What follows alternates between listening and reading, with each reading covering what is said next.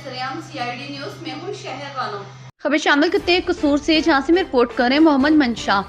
DHQ अस्पताल कसूर के सिक्योरिटी गार्ड्स आपे से बाहर।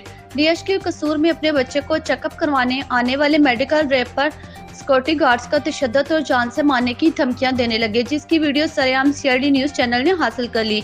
वीडियो में देखा जा सकता है कि सिक्योरिटी गार्ड कैसे आपे से बाहर हो रहे हैं।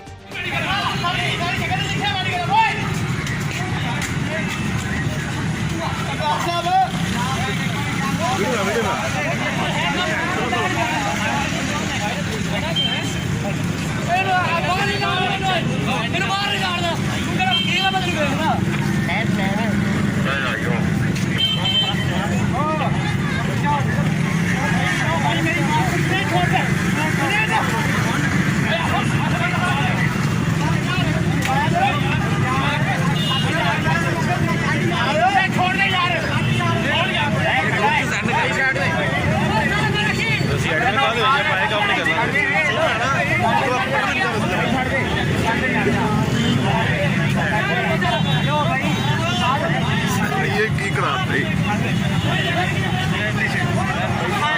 यार